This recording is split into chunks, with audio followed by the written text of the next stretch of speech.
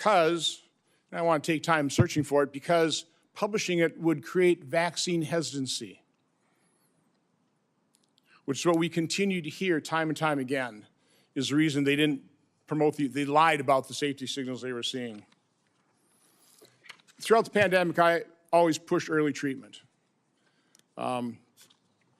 We've got things in here where, you were really concerned about remdesivir because it was untested, but hydroxychloroquine, yeah, it was an approved drug, maybe some safety issues, but we had a great deal of experience with it. All of a sudden, you had the Surgisphere study that was retracted within 2 weeks because it was completely false, totally blew up the use of hydroxychloroquine. And then when it comes to ivermectin, which, by the way, because I was contacted by so many people, I referred them to doctors who actually had the courage and compassion to treat vaccine-injured individuals. It works. But I was going to ask you whether you were involved in the FDA attack on ivermectin. You had a interview on CNN on August 29th of 2021, where, again, I just don't want to take time to find the exact quote, but you said there's no evidence that ivermectin is helpful.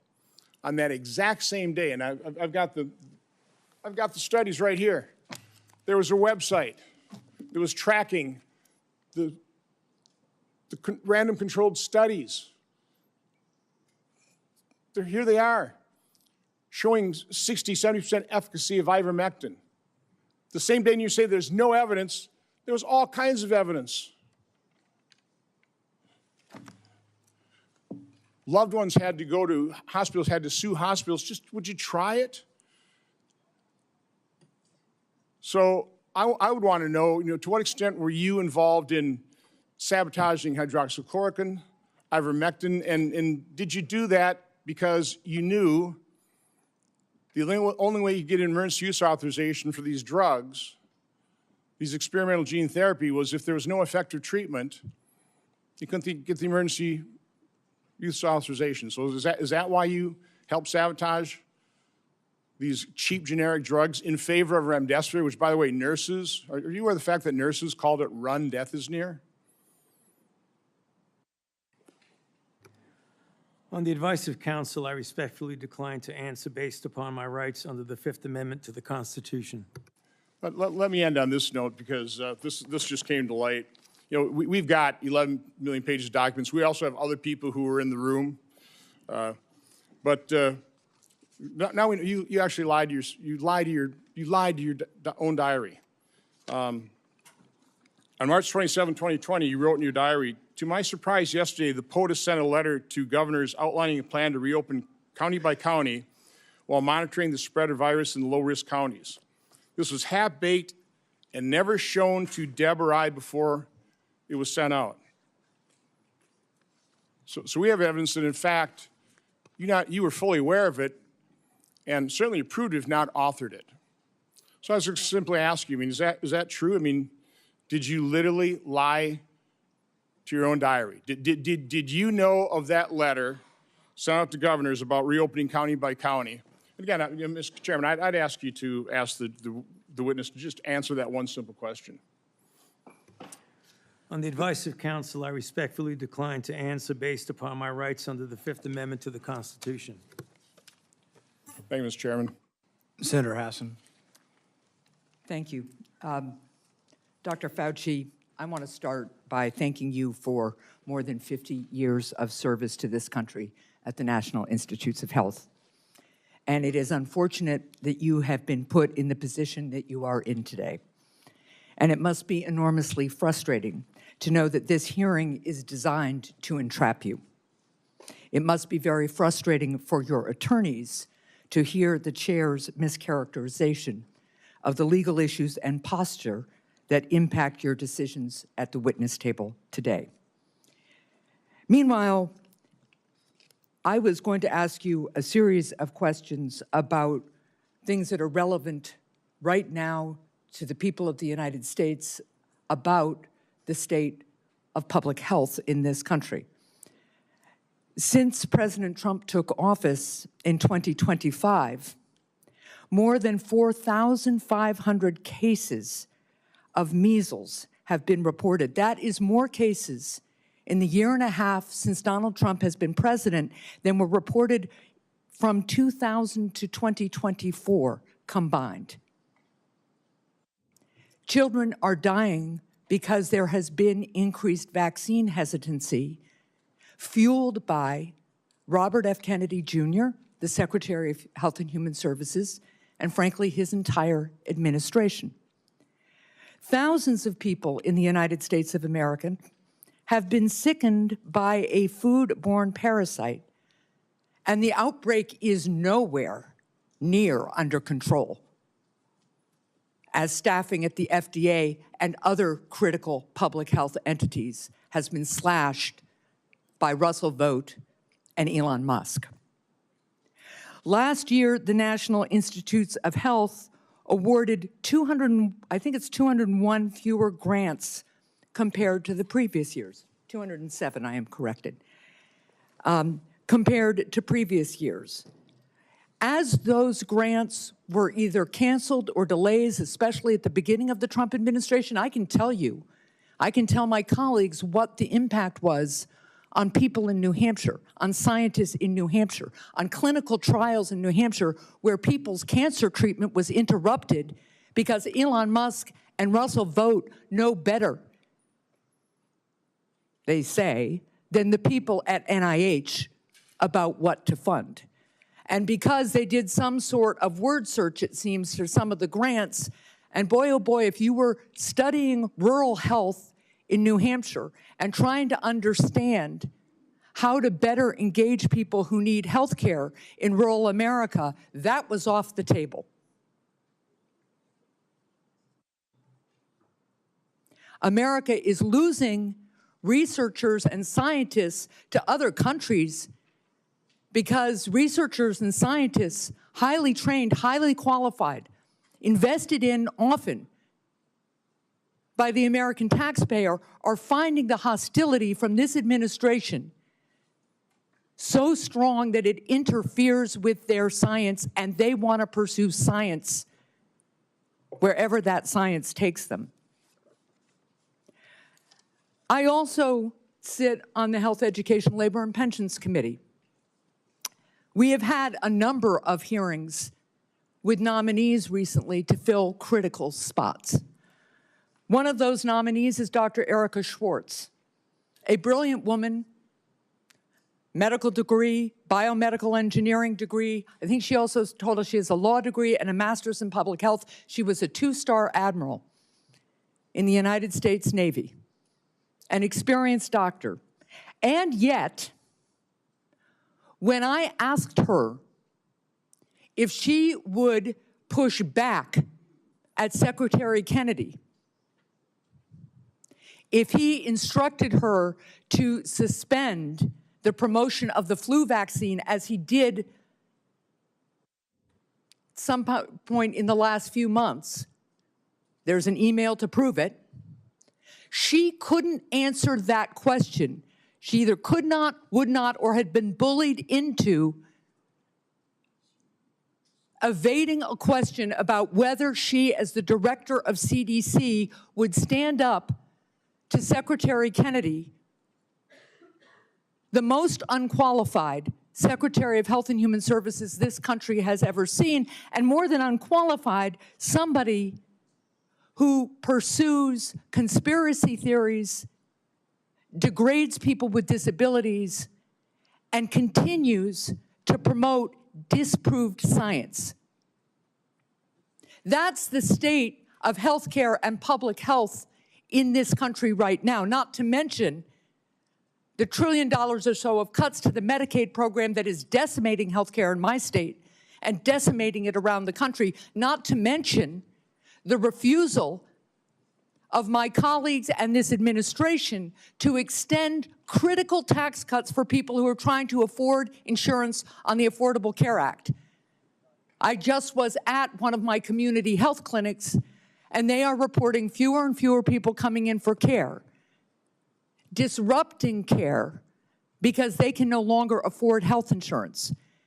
And that is impacting, of course, the revenue stream to the community health clinic, their ability to hire and pay people, their ability to take care of their community.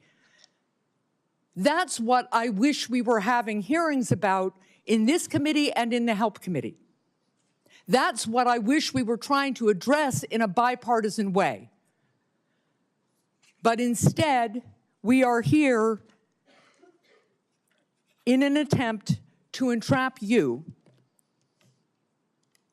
because you had a distinguished career trying to put Americans' public health first. With that, I yield. Senator Lankford. Mr. Chairman, thank you. Dr. Fauci, thanks for coming today. I know you're invoking your Fifth Amendment right, which you have the right to be able to do constitutionally, but thanks for coming and be a part of this. There are a lot of issues and a lot of questions that have come up, and hopefully in some day in the future, we'll be able to get all this clarity to be able to pull together. There were over 1 million Americans that died from COVID. You know that well. You were tracking the numbers literally every single day, those affected and those that died from the earliest days. There are a lot of lessons that we've got to learn from this, that we should put into history to be able to determine what happens in the future, how do we respond in the future, how do we deal with something like this again.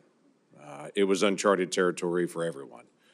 But I would tell you, countless families, including my own, watched a loved one die behind glass or through a screen because we couldn't get access to them.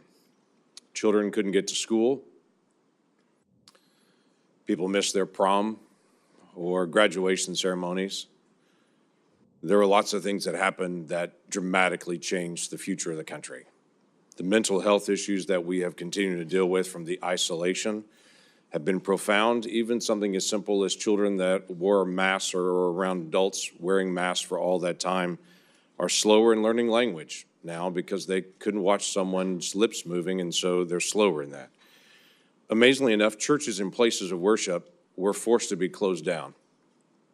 There were even churches that met where the pastor preached in the parking lot and the congregants all met in their cars with windows up, and police came and scattered them and said, you can't be here. The simple act of social distancing became an issue. As everyone guessed, what's the right distance to be away from someone else? Literacy rates have declined. All these things are results, not to mention the loss of lives and the health experiences that have been out there for many Americans. So there are legitimate questions. I wanted to be able to raise some of those, to be able to walk through some of this, because it has been very, very challenging. As we've gone through some of your notes and your diary and other things that are out there, we're trying to be able to pull bits and pieces of things to be able to learn lessons. On May the 6th, 2020, you wrote at that time, I had a conversation with Robert Redfield, who, as you know well, was then the director of CDC, about the fact that greater than 1 million children worldwide have missed their measles vaccination because of the shutdown. You stated, this is terrible and needs to be addressed, since on that basis alone, there would be far more excess deaths from measles among children than coronavirus deaths among children. I need to bring this up to the TF, the task force. Did you ever have an opportunity to bring up the potential of measles deaths among children and an infection rate going around the world from measles based on the fact that so many children would not get their measles vaccine because of the shutdown? I'm sorry, Senator, but on the advice of counsel, I respectfully decline to answer based upon my rights under the Fifth Amendment to the Constitution. That is your right to do. One of the big issues that's really coming up is on the lab issue. This was greatly discussed about whether this came from a lab or whether this came from nature. There are obvious issues and differences between the two to be able to know this. You had a lot of conversation on this. Scientists around the world were in conversation on this. There were different statements that you even made in your private notes and your public notes on it. In January the 26th of 2020, this is before we had our first tragic death of coronavirus in the United States, you wrote, it now appears using epi data that the genomic data, the first infection was in early December and was not connected to the market, which was the big rumor that was out there, was this wet market in China. We know the market was not the source, it was the amplifier. On January the 31st, you wrote about a phone call. You wrote, the people on the phone felt the mutations around the furin cleavage site of the spike protein could not have occurred naturally, since it would require an evolutionary jump that they found nowhere in bat isolates. They bring up the possibility this could have been deliberately inserted and either accidentally released or deliberately released by a crazy person in the lab, the former being the most likely. February the 1st, same year, 2020. This is, again, still before our first death. There was not total agreement about the likelihood of deliberate insertion. Ron said he was sure that this could occur naturally, and we should not waste our time and divert our effort to pursue this. This is expected of him, since he was the original gain-of-function person with Yoshi. Also, Christian was with Ron. The rest felt deliberate insertion was possible, and given the fact that Dr. Jingling Shi at the University of Wuhan has been working for years in gain-of-function in coronaviruses to allow adaptation of the spike protein to bind to the human ACE2 receptor, we could not let this go. That's a remarkable statement for February the 1st of 2020, when there hadn't even been the first death here, but we knew something was moving. You knew well that something was moving. You identified February the 1st before any of us had ever heard of the Wuhan lab. Not only the Wuhan lab in the conversation, but literally the scientist that you named in your own notes, the lead scientist that was there. It's interesting to me on that, and the questions I was going to ask you was just your background and knowledge about the Wuhan lab and Dr. Shi and all the details. I'm aware of where you have been on trying to be able to plead your Fifth Amendment right, which is your right to be able to do. But I also want to be able to find out some facts to be able to help us for the future on this. The Lawrence Livermore National Laboratory in May of 2020 put out a classified document that has only been recently unclassified on this, that had this statement: we assess all the necessary conditions for an accidental release of a laboratory-modified coronavirus, specifically a coronavirus adapted to recognize human cell receptors, were present at the Chinese Wuhan Institute of Virology in mid to late 2019. Now, the question that I had for you is, this is May the 27th of 2020. This is the report that most people will see, is this. I have clearance. I serve on the Intelligence Committee. I've actually read this complete document unredacted. My concern is, were you given the ability to see this document unredacted? Based on your position, were you able to see this and to be able to get this information? I could see it, and I know what's here. Everybody else just has their conclusion at the beginning of it, not this. My question to you was going to be, did you have access? Because it's important for the future that people in your position do have access to this kind of information and insight. Is there any way you could answer that question? Were you able to give access to this data? On the advice of counsel, I respectfully decline to answer based upon my rights under the Fifth Amendment to the Constitution. You wrote on January the 26th of 2020, we should be allowed to send our CDC epidemiologists to China to work with them so they could see the data firsthand. You also wrote in February 12th, 2020, that you had great concerns about the World Health Organization because it depends greatly on China and, as you stated, often bows to them. Now, this is a really important issue that we've got to resolve for the future. It's not just our cooperation with Chinese scientists, it's our acknowledgement that China covered up their data, wouldn't allow our scientists to be able to come in. They cleaned up the wet market. They cleaned up the other areas. They wouldn't allow you to get access to all the other scientists who are there, including their health records, what happened to them, or even all the sequencing that they had done in advance.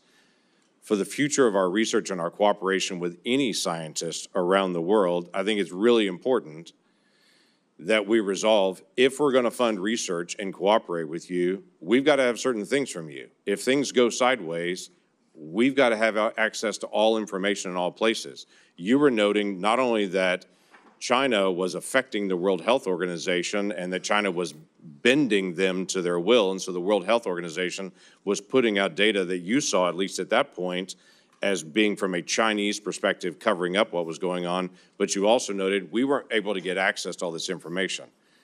We've got to be able to figure this out for the future to be able to make sure that research that is done, we have access to all information. If something goes sideways at some point, which clearly it did at the Wuhan Institute of Virology, and that being, as was noted by many people, the only lab in the world that was doing research like this that had a lower standard of actually their security standards there than many other labs around the world, yet they were doing this very dangerous research.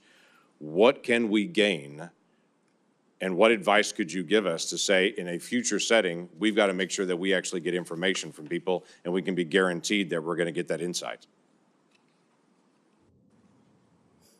Yes, sir. On the advice of counsel, I respectfully decline to answer based upon my rights under the Fifth Amendment to the Constitution. I yield back. Senator Blumenthal. Thank you, Mr. Chairman. I want to go back to the dark days of the coronavirus pandemic, one of the darkest days or times in our history. Hospitals were overflowing. Navy medical ships were docked in the Hudson River. Emergency rooms were forced into unprecedented triaging during the worst week of the pandemic, which happens to have been the last week of President Trump's first term. More than 25,000 Americans died of COVID-19. Easy to forget those dark days. But for the past 18 months, the Trump administration has been engaged in a campaign to rewrite this history. And today's proceeding, I fear, is part of that effort, one of the darkest days in our Senate's history. The Trump administration has launched a baseless set of smears against vaccines that help pull us out of that public health crisis, vaccines that are undoubtedly President Trump's greatest accomplishment. It has slashed funding to local public health departments that were on the front lines of the pandemic, and those healthcare workers are heroes. It has disparaged those heroes as woke or wasteful, and it has used a politicized Department of Justice to target the researchers who helped us track and understand the novel virus. Today's hearing is another page in that playbook, sadly, tragically. Dr. Fauci, you've spent 5 decades in public service, including nearly 4 decades in leadership at the National Institutes of Health, helping to conquer COVID-19, but also HIV, swine flu, Zika, Ebola, and other epidemics with real-life results saving human lives. Put aside all the flowery rhetoric that we hear in the United States Senate. Dr. Fauci has saved lives, as have public health officials in the United States and throughout the world. And today, we are demeaning and degrading their life-saving service. Republicans are eager to rebrand you as a villain in order to distract from their own failure to protect Americans from soaring health care costs. They've been rising astronomically in the last couple of years, and from unsafe food, which has caused cyclospora to spread, and resurgent measles as a result of the anti-vaccine policy. This hearing is the culmination of a years-long crusade, which started more than 6 years ago when Dr. Fauci dared to contradict President Trump. The campaign to vilify you, Dr. Fauci, is just one part of this larger campaign against science and facts, a campaign that has made Americans less safe. It is shameful that in a country like ours, a dedicated public service like Dr. Fauci has experienced persistent threats to his life since the pandemic because of the lies that are told about him. His attorney has been gagged, thrown out of this hearing room. But he has written a letter to the chairman that is an explanation for the reasons why Dr. Fauci is, in fact, invoking his constitutional right. It is a right. And I would ask that this letter from David Schertler and Danny Onato be made a part of the record if there's no Without objection. objection. His attorney has also issued a statement within the last half hour, I believe, that sets forth, again, the reasons that he is here to help protect his client's rights. And I would ask that that statement be made part of the record as well, Mr. Chairman. Without objection. Let's be very clear. The Fifth Amendment is a right of everyone appearing before an authority like this one. It should be respected. And the reason that Dr. Fauci has invoked it, in the words of his attorney, quote, during and after the COVID-19 pandemic, Dr. Fauci appeared at least a dozen times for congressional hearings in the Senate alone in answer to questions about the very issues on which you purport to seek information. He has been thoroughly transparent and consistent in providing factual information to Congress, and he is deeply familiar with the processes and protocols of sharing information with the legislative branch. And then, referring to the chairman, this years-long public crusade against Dr. Fauci makes one thing clear. This is not a serious effort to seek information from Dr. Fauci in a transcribed interview for a valid legislative purpose. You are single-mindedly fixated on Dr. Fauci, seeing Dr. Fauci prosecuted for imaginary crimes, and you are so invested in that outcome that you have created a personal brand around it. Those are the words of his attorney,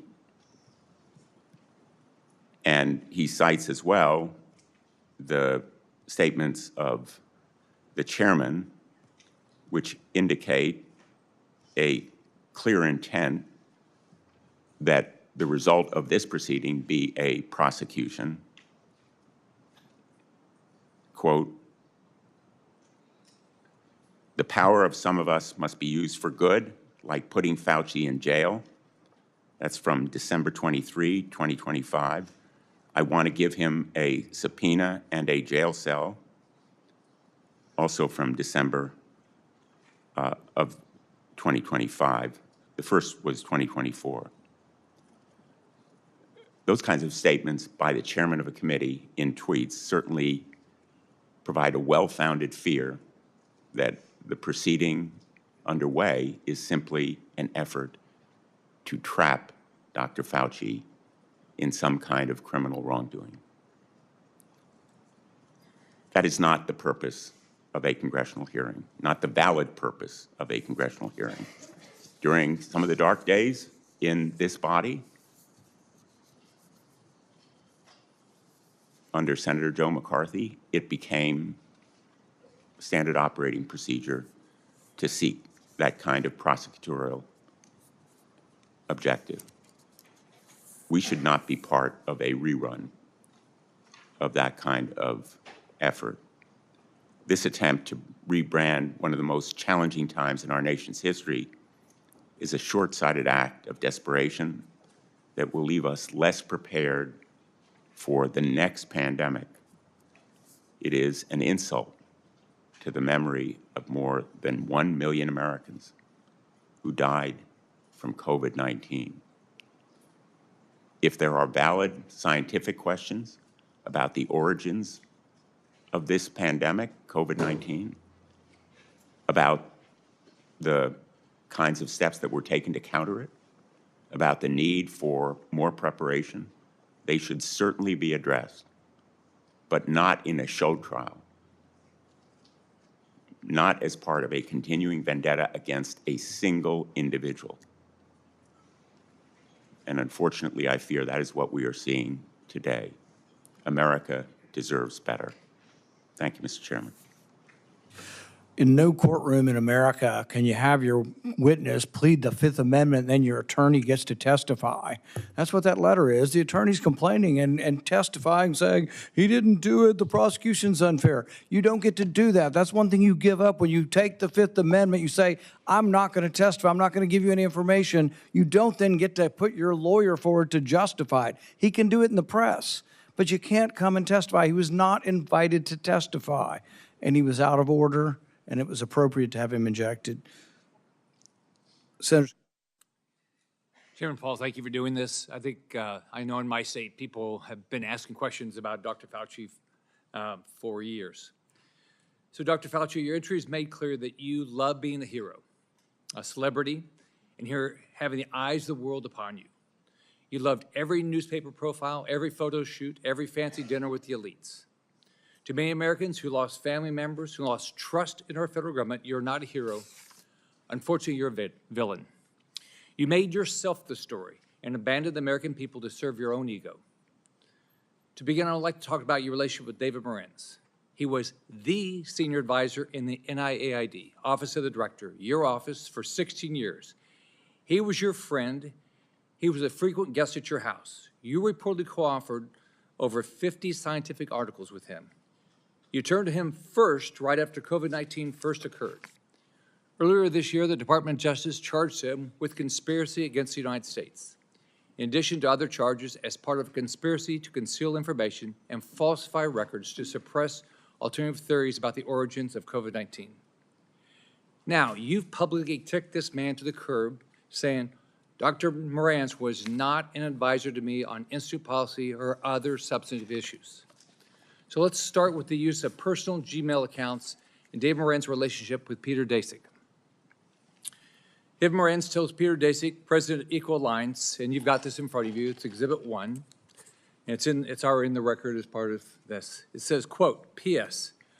I forgot to say that there is no worry about FOIA. I can either send stuff to Tony on his private Gmail or hand it to him at work or as house. He is too smart to let colleagues send him stuff that could cause trouble. Dr. Fauci, did Dr. Morenz's relationship with Peter Daszak concern you? Yes or no? On the advice of counsel, I respectfully decline to answer based upon my rights under the Fifth Amendment to the Constitution. Did David Morenz ever bring documents to your house? On the advice of counsel, I respectfully decline to answer based upon my rights under the Fifth Amendment to the Constitution. Did you ever receive a text about your work at NIAID to your personal cell phone? On the advice of counsel, I respectfully decline to answer based upon my rights under the Fifth Amendment to the Constitution. Did any text about your work at NIAID that went to your personal cell phone ever become part of federal records? On the advice of counsel, I respectfully decline to answer based upon my rights under the Fifth Amendment to the Constitution. Did you maintain a personal email account while serving as director? On the advice of counsel, I respectfully decline to answer based upon my rights under the Fifth Amendment to the Constitution. Did you ever receive work-related communications on that Gmail account from David Morenz? On the advice of counsel, I respectfully decline to answer based upon my rights under the Fifth Amendment to the Constitution. Did you preserve any work-related communications on that Gmail account from David Morenz? On the advice of counsel, I respectfully decline to answer based upon my rights under the Fifth Amendment to the Constitution. Did David Morenz ever provide you with documents outside of those two ways that would violate NIH policy for FOIA compliance? On the advice of counsel, I respectfully decline to answer based upon my rights under the Fifth Amendment to the Constitution. Now let's look at two other communications. You emailed David Morenz on January 26, 2020, quote, "It is important that I speak with you tonight. Please call me at home." This is part of Exhibit 2 that you have in front of you. This email is sent the same day, the exact same day you write in an internal document, quote, "Now we know the market was not the source, it was the amplifier," unquote. Would you call the origins of COVID-19 a substantive issue? On the advice of counsel, I respectfully decline to answer based upon my rights under the Fifth Amendment to the Constitution. Did you discuss COVID-19 origins with David Morenz on this phone call? On the advice of counsel, I respectfully decline to answer based upon my rights under the Fifth Amendment to the Constitution. Now let's take a closer look at the last time you testified before Congress. This is part of what you have in front of you as Exhibit 4, which is part of the record. In June 2024, you testified to Dr. Moran's, quote, "was not an advisor to me on institute policy or other substantive issues. Furthermore, his office is located in a different building from that of the NIAID director," unquote. Is that still your testimony today? On the advice of counsel, I respectfully decline to answer based upon my rights under the Fifth Amendment to the Constitution. So today, under oath, your testimony remains that Dr. Moran's was not an advisor to you on institute policy or substantive matters. On the advice of counsel, I respectfully decline to answer based upon my rights under the Fifth Amendment to the Constitution. Now, I've got Exhibit 5, which you have in front of you. On October 24, 2021, David Moran's texted you to provide information about and advocate for the controversial EcoHealth Alliance grant. You thank him and tell him you will check the information. Would you agree that this shows an advisory relationship between David Moran's and yourself? On the advice of counsel, I respectfully decline to answer based upon my rights under the Fifth Amendment to the Constitution. Would you agree that you two were discussing a substantive issue? On the advice of counsel, I respectfully decline to answer based upon my rights under the Fifth Amendment to the Constitution. If documentary evidence establishes that Dr. Moran's advised you regarding EcoHealth Alliance, COVID origins, or grant policy, then your June 2024 testimony would have been inaccurate, correct? On the advice of counsel, I respectfully decline to answer based upon my rights under the Fifth Amendment to the Constitution. Is there any document in your possession today that would contradict your prior congressional testimony? On the advice of counsel, I respectfully decline to answer based upon my rights under the Fifth Amendment to the Constitution. Have you deleted, destroyed, or instructed anyone to destroy records after learning Congress is investigating these matters? On the advice of counsel, I respectfully decline to answer based upon my rights under the Fifth Amendment to the Constitution. Are you aware of anyone who did? On the advice of counsel, I respectfully decline to answer based upon my rights under the Fifth Amendment to the Constitution. As you know, Dr. Moran now faces charges related to destroying records while you distance yourself from him. Is that fair to a decades-long friend? On the advice of counsel, I respectfully decline to answer based upon my rights under the Fifth Amendment to the Constitution. When is the last time you spoke to him? On the advice of counsel, I respectfully decline to answer based upon my rights under the Fifth Amendment to the Constitution. In hindsight, are you disappointed how you handled COVID? Do you have any regrets? On the advice of counsel, I respectfully decline to answer based upon my rights under the Fifth Amendment to the Constitution. Dr. Fauci, I want to close with this. Here's how you impacted my family and people close to me. I have daughters with children. You can't imagine the questions they had around vaccines for their kids and themselves, and the pressure, the unbelievable pressure to make the right decision for their health. I can tell you pregnant women who worked with me were so scared because every time they went to the doctor, they were told something different about taking the vaccine, and you caused this. Imagine being a mom trying to protect their kids, or an expectant mother trying to figure out what to do. Every 3 weeks, a doctor tells you a new set of guidance on a vaccine.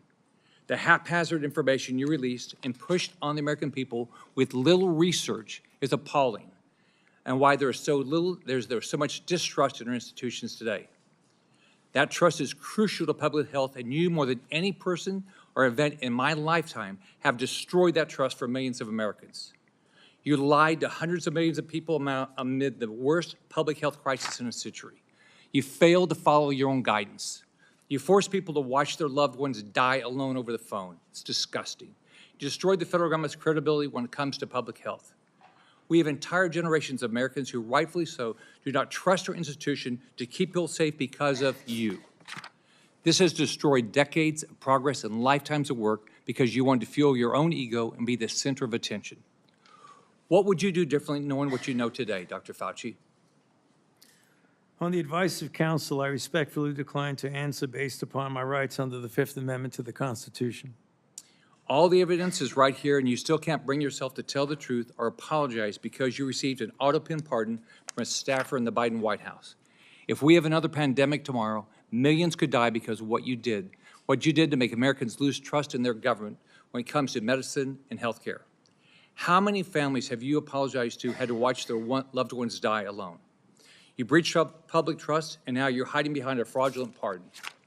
Your legacy will not be as a man that saved America from COVID, but as a man who destroyed the public trust in America's public health institutions in exchange for 5 minutes of fame.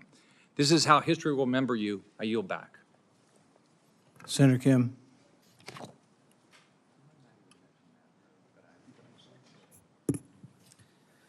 Thank you, Dr. Fauci, for coming on out in front of this committee. I know it's not what you would want.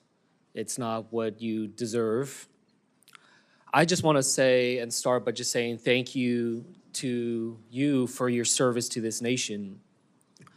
I didn't know much about you prior to the pandemic. I came to learn about you from however many Americans did, but I also had the opportunity to talk to you and engage with you as someone who is a member of the Select Committee on the Coronavirus Crisis over in the House of Representatives. When I learned about your background, 38 years as the director of the National Institute of Allergy and Infectious Disease, appointed by President Reagan, served under 7 presidents, 4 Republicans and 3 Democrats. I admire that greatly. I myself had a chance to serve in the executive branch, serve in government under both a Republican president and a Democratic president. And I believe that we need more of that type of work, a place where we can understand our jobs not as coming from a place of partisanship and politics, but that of just public service.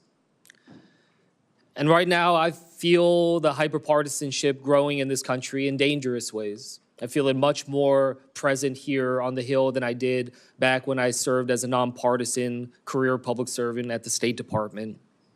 And I worry about it. I worry about what kind of trajectory we're on as a country and what this causes when it comes next for public service and those willing to step up for our nation. And it's not just in the attacks, but we see it brought out with the cuts to funding, to the firing of federal workers, to the demonization of their motivations, people calling our public servants criminals, thinking that they are there solely to undermine others that are trying to engage. I look at it right now. You know, it's not just that the people are being attacked, our public servants being attacked, but that it's undermining the very nature of the work of governance. You know, these cuts to HHS funding, to NIH funding, to the grants, cuts to the researchers doing the critical work to find cures and medicines.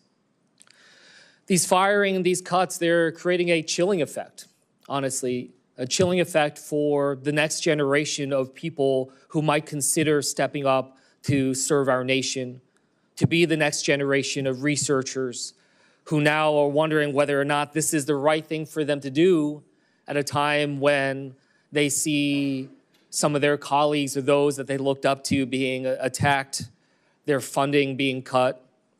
Researchers that I talk to who are now either leaving the country or considering leaving the country to do their work because of the sheer unpredictability of America.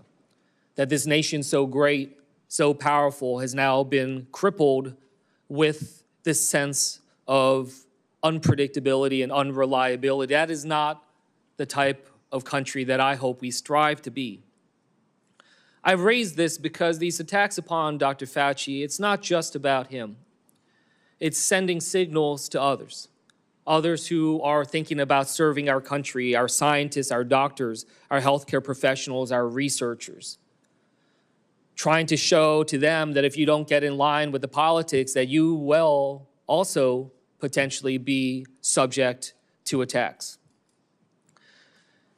And from the work that he has done, from HIV/AIDS to Ebola to COVID, we've seen him try to engage in these crises. They're not easy, especially when it's a novel disease, when you don't know what comes next, a lot of unknowns, having to make decisions without the full breadth of knowledge we always wish we had in hindsight. But there is nothing perfect, no perfect clarity when it comes to pandemics, when it comes to crises. I worked in national security and wars and crises. I made judgment calls, gave my best advice to generals, to ambassadors, even to a president.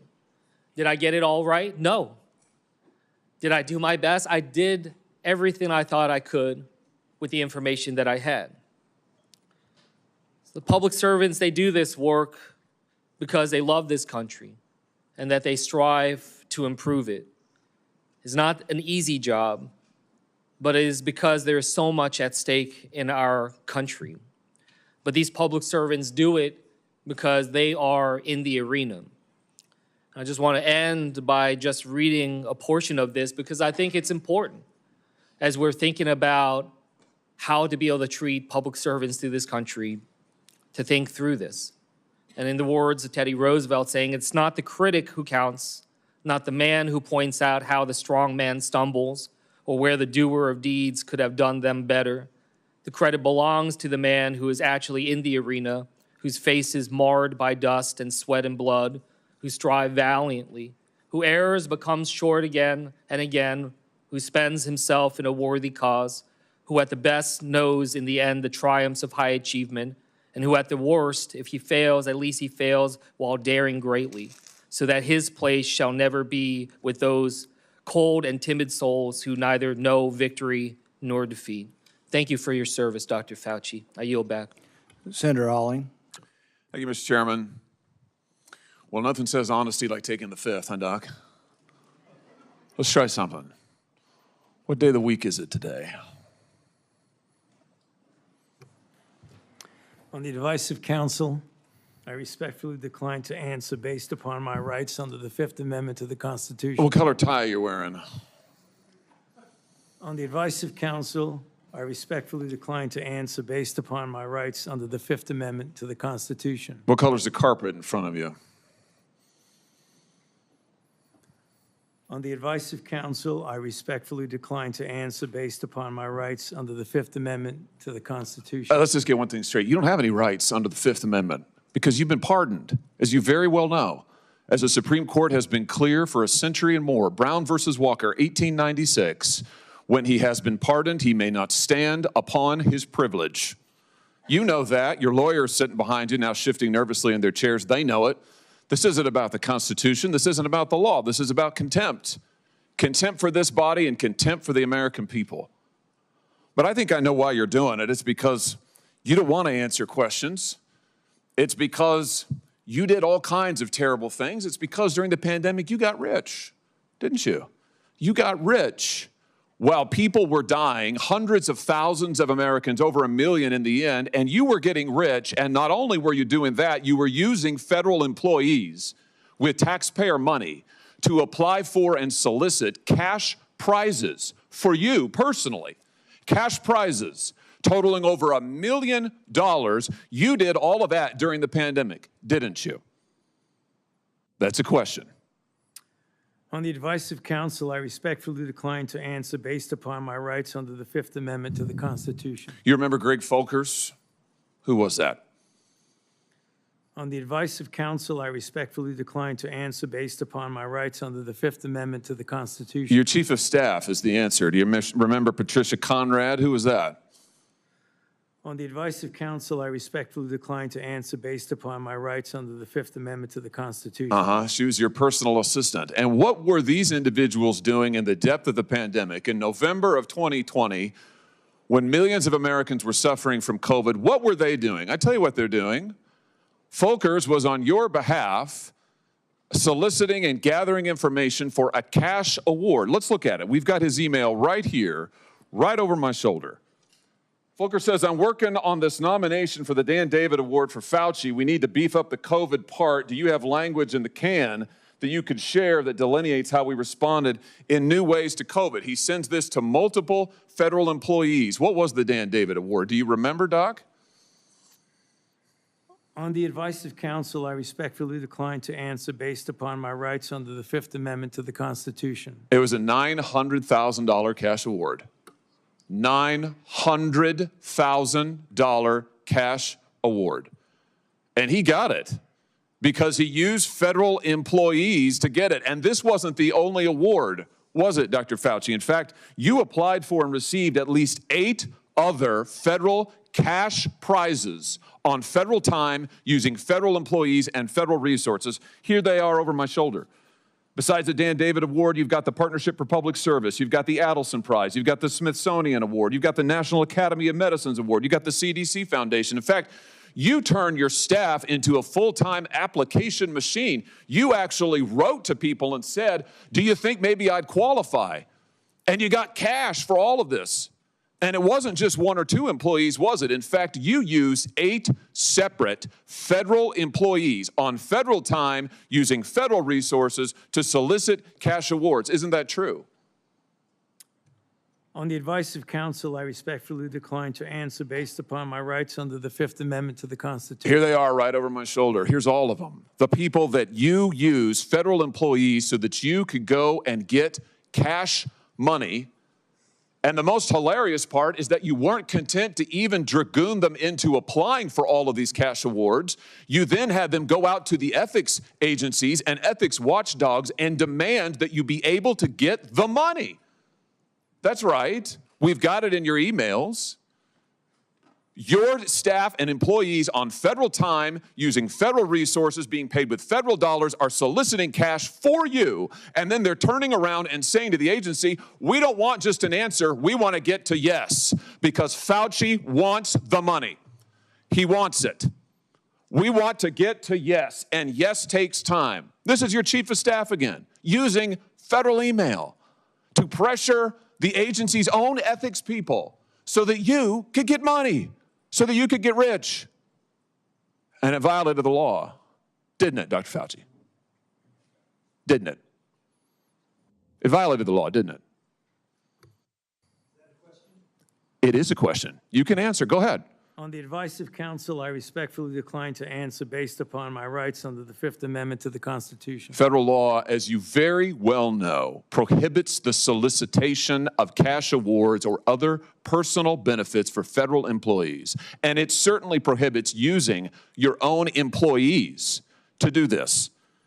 5 CFR section 2635-205B, it says it right there in black and white. You cannot use federal resources, federal dollars, federal employees, federal offices, federal email, federal time to solicit cash awards, and you did all of it, and the worst part is thousands of people were dying while you were doing it. You were supposed to be the nation's doctor, and you were playing one on TV, but this is what you were doing with your time. Isn't that true? On the advice of counsel, I respectfully decline to answer based upon my rights under the Fifth Amendment to the Constitution. Yeah, I can see why. I can certainly see why. You know what I can't quite figure out is that why you were so obsessed with it, because you're already rich. I mean, and your scheme worked here. I mean, your net worth now is north of $12 million.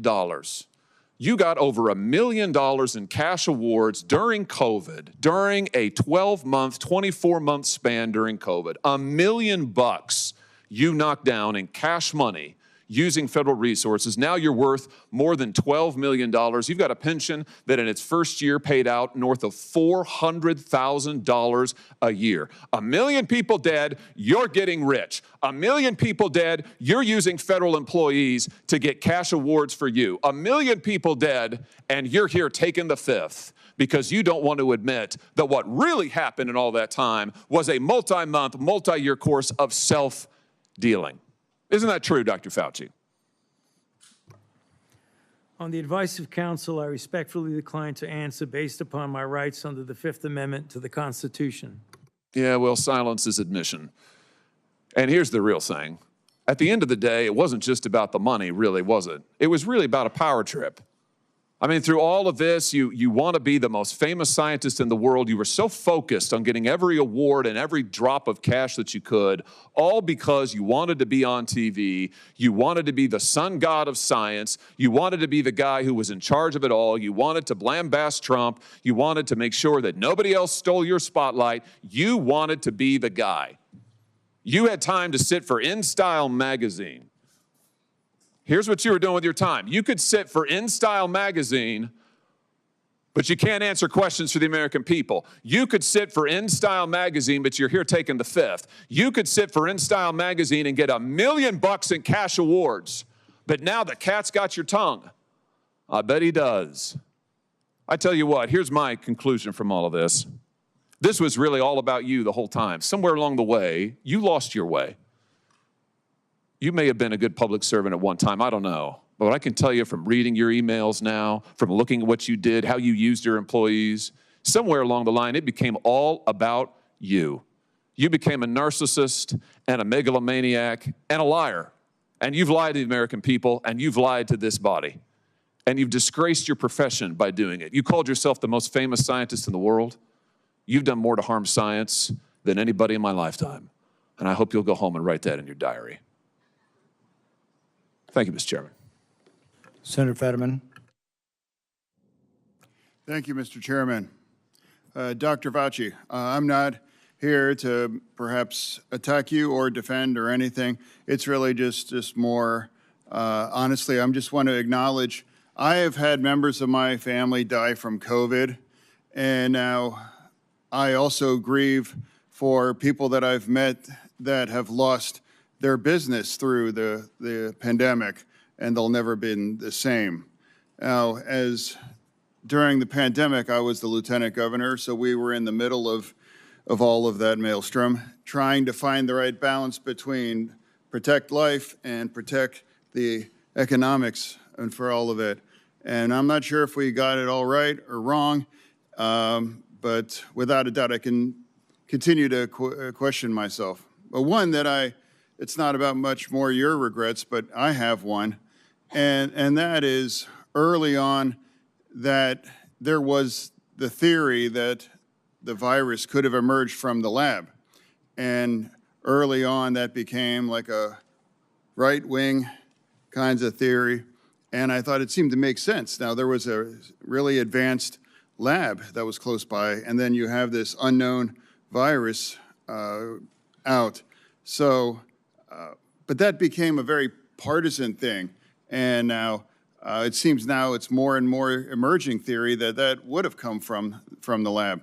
Now, you know, I think that the next time our nation's facing something like this, we are not become, you know, as I might have been, blinded by the partisan idea that maybe the truth might come from a side that's different than you are. But I think we should really be willing to pursue truth, no matter where that may have emerged, you know, for all of that. So, and I now cede the remain back to the chair. Thank you. Senator Moreno. Thank you, Mr. Chairman. And I will echo Senator Johnson's comments about your opening statement, Mr. Chairman. I think it was dead on. Very, very well done. Mr. Fauci, do you know who David Schertler is? On the advice of counsel, I respectfully decline to answer based upon my rights under the Fifth Amendment to the Constitution. Fifth Amendment of the Constitution. What does the Fifth Amendment of the Constitution say?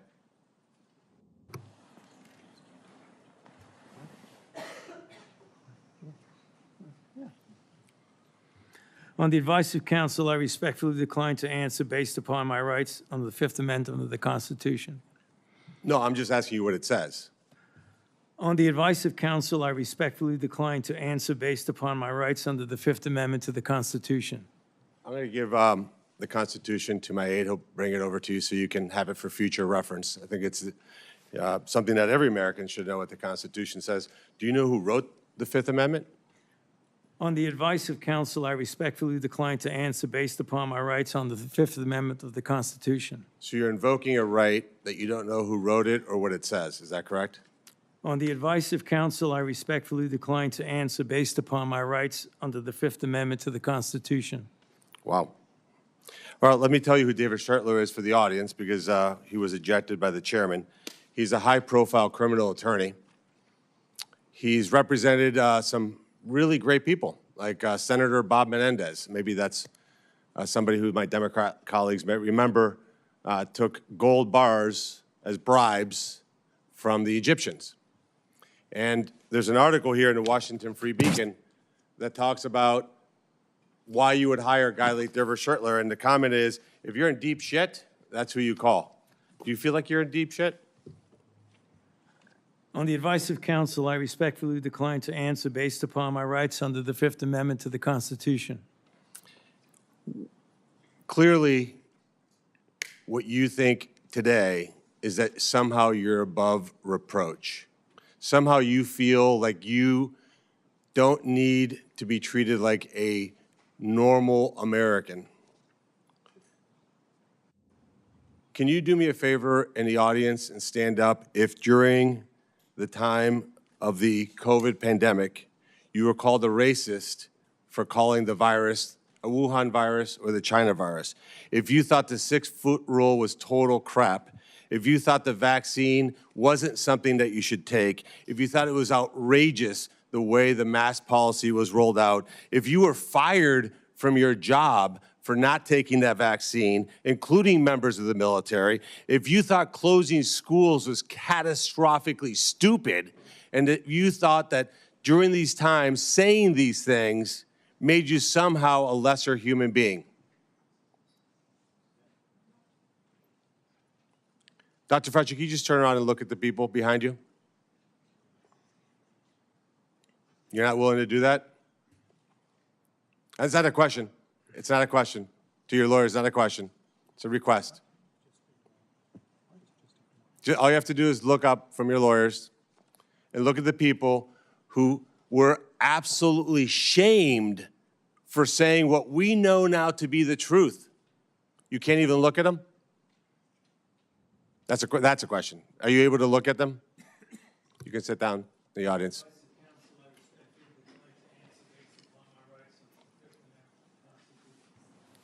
There was a mom in Ohio during the depth of the coronavirus pandemic,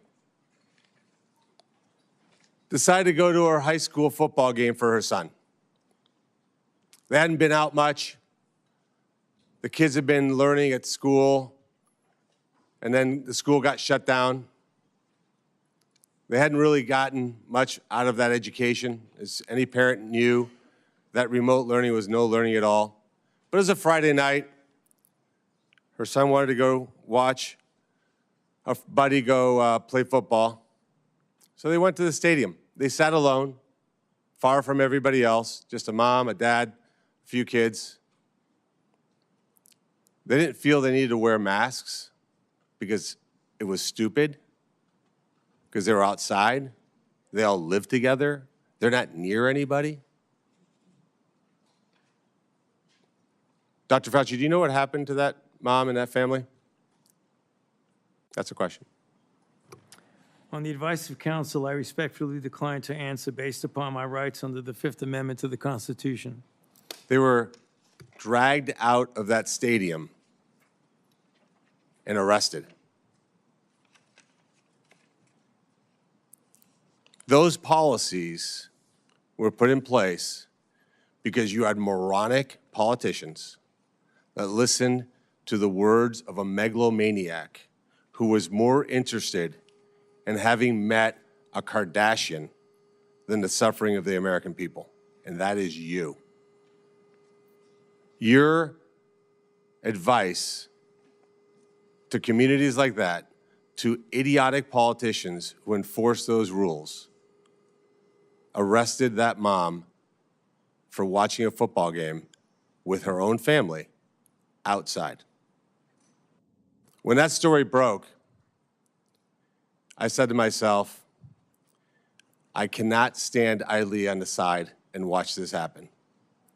It was about 6 years ago today that I decided I'm going to give up my businesses, sell them all, run for office, run for the United States Senate.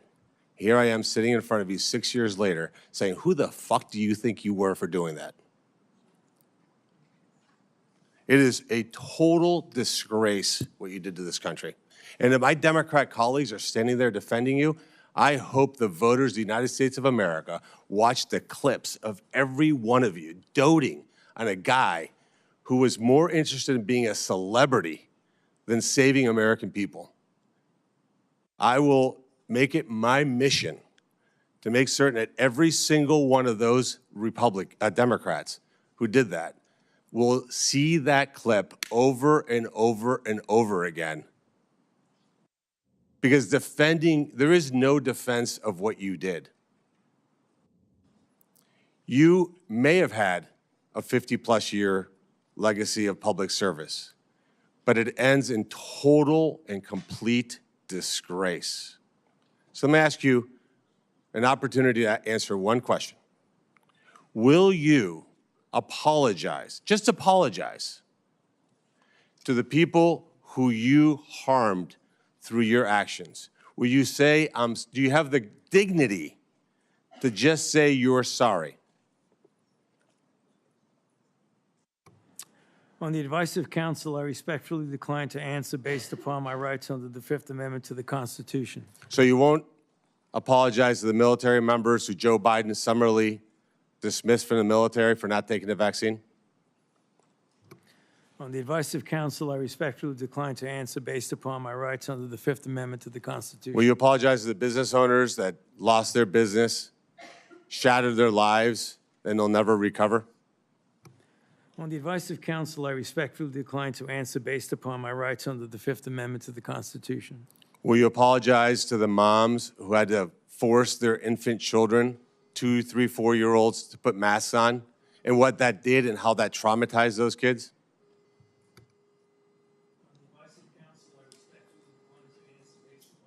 Under the Fifth Amendment to the Constitution. Will you apologize to the family members of the people who died because they took your advice and not only got the first vaccine, but the 5, 6 other boosters that they did not need?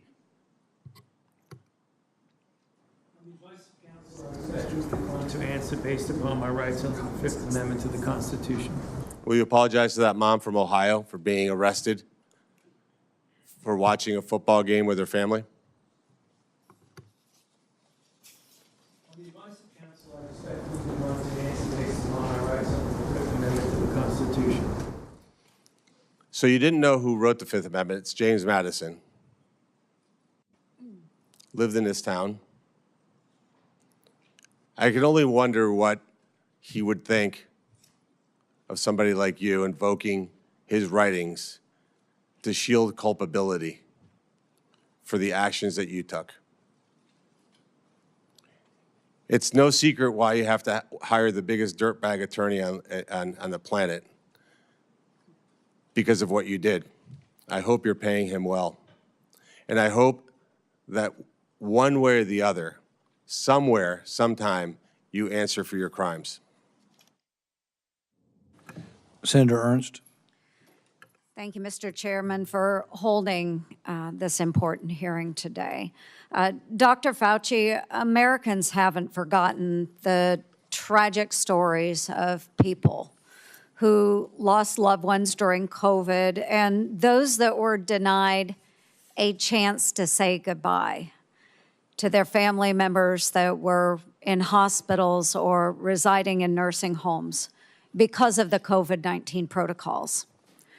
Americans haven't forgotten the mandates, the adverse reactions to vaccines, the government misinformation, social media censorship, hotlines to tattle on their neighbors, the forced school closures, the tragic rise in suicides, or those businesses that were forced to close during lockdowns. Americans haven't forgotten the hundreds of billions of dollars spent by taxpayers for COVID relief, stolen by fraudsters who bought Rolls Royces and yachts. These were taxpayer dollars. Americans have lost trust in science and government after the COVID response, trust which will be incredibly difficult for us to gain back. Dr. Fauci, you said that the science was evolving and that your recommendations evolved with it. But Americans remember you as the public face of the coronavirus response. As one of the nation's most trusted voices, you urged policies you said were absolutely necessary, even when those policies came at an enormous human and economic cost. And Americans deserve answers about reports that you may have worked with others to pressure the president into adopting the slow the spread strategy, and why you later sought an unconditional pardon for crimes you may have committed dating back to 2014. Dr. Fauci, in 2022, you had a taxpayer-funded salary of $480,000 a year. You were, in fact, the highest paid federal employee in the entire federal government, even making more than the NIH director and the President of the United States. According to now public documents, that was due in large part to your work on biodefense. Unreported is how NIAID spent over $1 billion from 2009 to 2026 in biodefense and influenza federal contracts and subcontracts. My office uncovered records on usaspending.gov that show from 2015 to 2020, NIAID paid out $515,418 in subcontracts to Harbin Veterinary Institute in Harbin, China, including $100,000 a few days after it opened a BSL-4 biolab in 2018. That very same institute was criticized for doing gain-of-function bird flu research in 2013. And yet you were funding them for years after that, sending U.S. taxpayer dollars to China. These contracts, which we also trace to NIAID, show U.S. taxpayers funded gain-of-function researchers in the Netherlands and in Wisconsin, funding the same folks whose controversial work led President Obama to pause this exact type of dangerous pandemic research. Dr. Fauci, did you know that the NIH's billion-dollar Sears contract programs were funding gain-of-function researchers in China, the U.S., and in the Netherlands?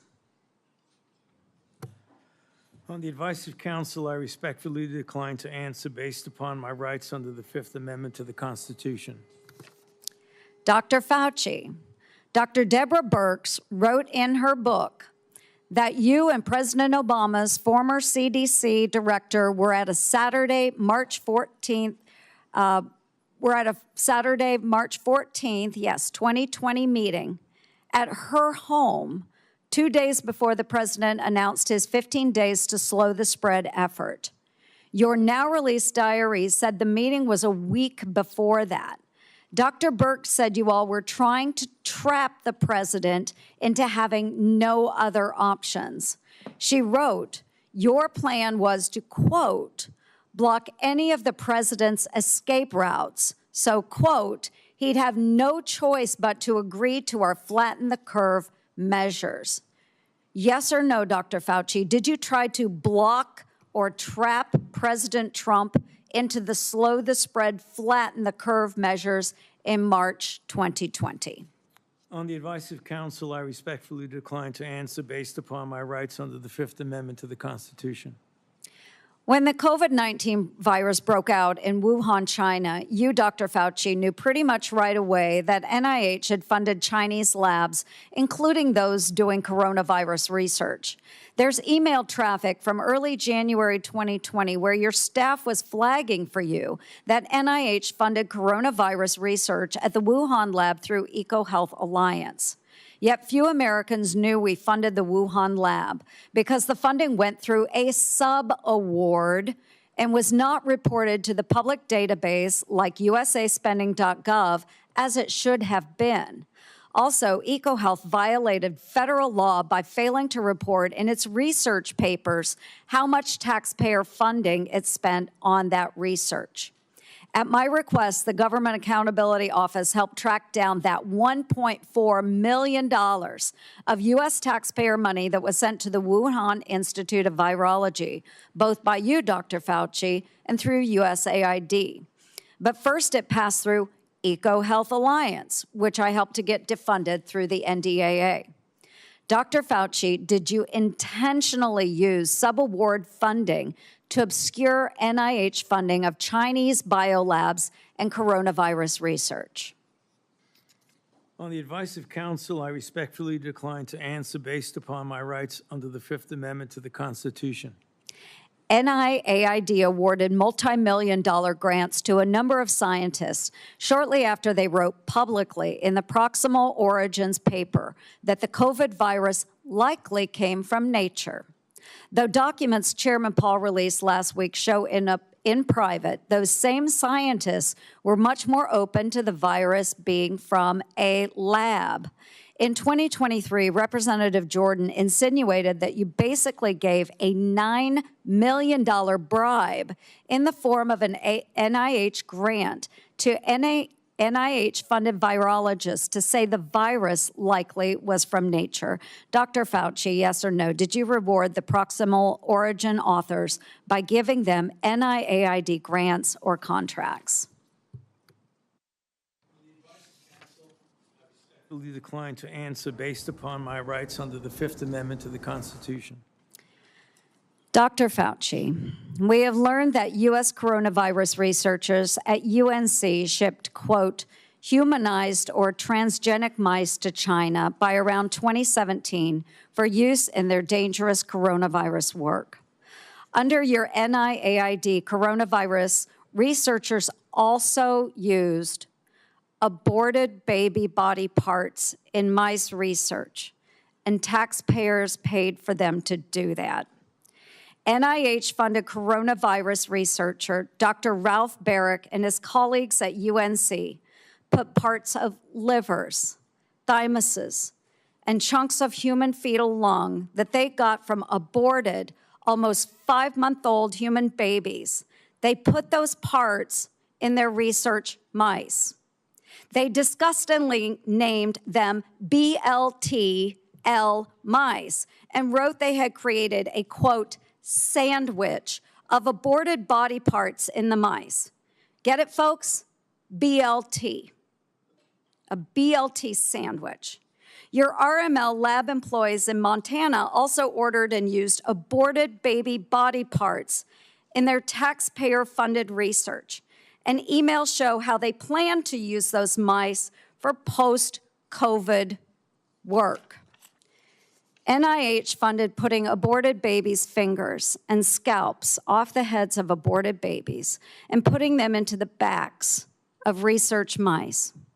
The scalps later grew fine baby hair in the mice. They even included those disgusting photos in their research paper that you funded.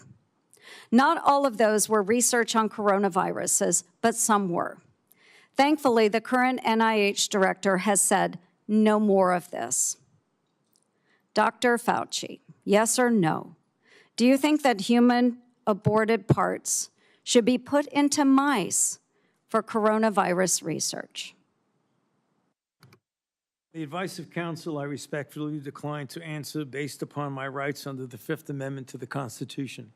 Mr. Chairman, would you direct the witness to answer the questions that we have been asking? He probably would if he was here, but I can direct it. But no, I think we understand his answer. We do understand that. Americans are asking for accountability, Dr. Fauci, and your silence is very telling. Thank you, Mr. Chair. Senator Moody. Thank you, Mr. Chairman. You know, I'm the most junior member of the Senate here, showing from where I sit. I just got here last year. Many of you may remember I was the Attorney General in Florida who fought back against the lockdowns, the school closures, the church closures, everything to embrace sanity and science. We fought back. We got ridiculed for it. And we didn't just call people names. We actually impaneled a grand jury of people of all walks of life, all political persuasions. So that's how I came here, fighting for a free state amongst states that had locked their own people down. We are now called the Free State of Florida. And I believe our responsibility here is to make sure that government remembers the people are our bosses, that we report to them, that we're accountable to them. Government shouldn't operate for itself. Government operates on behalf of and for the American people. And anytime we get close to reporting back to our bosses about what government has done or how it's been abused or how individuals that are employed by the government had acted in their own self-interest or against the interests of the American people, every time we get close, if we start uncovering outrageous fraud, we'll have a hearing, and the tactics have been to not show up. So you'll have all of us over here trying to drill down on why we've been giving money that actually works against American citizens, and no one shows up. Today nobody's here at the moment. Today there seems to be a different tactic. Today we have Democrats showing up and trying to spin why we shouldn't even be having this hearing to report back to our bosses. As one said, today's hearing does damage. It will deter others from public service. Another said, this hearing is designed to entrap you. Another said, one fell all over himself, flattering you, thanking you for your service multiple times, quoting man in the arena. Another said that we are demeaning first responders, and today is a sad play in a repeated playbook, or we're going after one man. I mean, all of their time was used on why we should not be having the hearing to report back to our bosses and give the people accountability. So I would like to talk about that because I believe that the trust the American people place in our public health institutions and what happened to that trust during COVID is important. Because in a public health emergency, they are asked to make extraordinary sacrifices based on advice given to them by the government that is supposed to be working for them. And for that system to work, the public has to be able to trust the people giving them instructions. That trust depends on candor. Would you agree with that, Dr. Fauci? On the advice of counsel, I respectfully decline to answer based upon my rights under the Fifth Amendment to the Constitution. And when the evidence is uncertain, officials need to say so. When recommendations are based on assumptions rather than hard data, they need to say so. And when they get something wrong, they need to own it. And when the trust is lost and the consequences extend far beyond any single pandemic, the next time public health officials genuinely need Americans to listen, millions of people may simply ignore them or not believe them. And Dr. Fauci, you were undeniably the face of the federal government's COVID response. You said so yourself in your diary. You said it's not hyperbole to say, I've become the most famous and talked about person in the country. So I want to understand how we got here. Let's start at the beginning. On March 8th, 2020, you appeared on 60 Minutes to discuss the spread of COVID-19. You were specifically asked to clear up the confusion and misinformation surrounding masks. You told the American people, right now in the United States, people should not be walking around with a mask. The interviewer immediately stopped you and said, are you sure of it? Because people are listening really closely to this. And instead of walking back or qualifying your statement in any way, you doubled down. There's no reason to be walking around with a mask. When you're in the middle of an outbreak, wearing a mask might make people feel a little better. It might even block a droplet, but it's not providing the perfect protection that people think it is. And often there are unintended consequences. People keep fiddling with their masks. They keep touching their face. Just a few weeks later, the CDC released its guidance recommending that Americans wear masks in public. You were asked to explain your original recommendation. You emphasized a very different consideration. You said, well, back then, the critical issue was to save the masks for the people who really needed them because it was felt there was a shortage of masks. So I want everybody to sit with that. The critical issue driving your initial recommendation to the American public was scarcity, logistics, not medical evidence. So when you told the American people there was no reason to wear a mask, what was your principal objective? Giving them an honest assessment of the medical evidence or discouraging them from consuming a scarce supply of masks? On the advice of counsel, I respectfully decline to answer based upon my rights under the Fifth Amendment to the Constitution.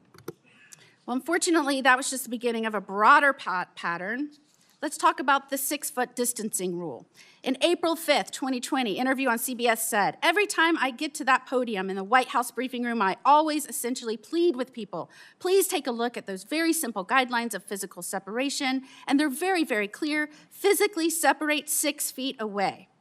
Yet when Congress finally asked you in 2024 what science supported that evidence, 6-foot distance rule for COVID, you admitted you were not aware of any studies supporting it. Incredibly, you said the 6-foot rule sort of just appeared and described it as an empiric decision that wasn't based on data. That rule had real consequences. Schools didn't open back up. Businesses didn't open back up. Churches didn't open back up. I could go on and on and on. And Americans were kept physically separated from one another during the most difficult moments of their lives. Many lost loved ones during that time. So, Dr. Fauci, did you have any evidence to support a 6-foot separation rule when you gave that advice to Americans? On the advice of counsel, I respectfully decline to answer based upon my rights under the Fifth Amendment to the Constitution. All right, well, let's look at the lockdowns then. By 2022, the consequences of prolonged COVID lockdowns on our children were clear, from delayed development to social isolation, which is probably why you were asked in July 2022 whether you would recommend locking down schools again. And you said, first of all, I didn't recommend locking anything down. But now we have your diary. And it tells a very different story from the one you told the public. And I will quote, "I spoke with Bill de Blasio, the mayor of NYC, and convinced him based on what I was saying publicly in my conversation tonight to close the NYC schools. He had already decided based on what I was saying on TV. I went on to tell him he should close the bars and restaurants in NYC, and he said he would do this based on my recommendation. You even said that you told the president we should shut the whole country down."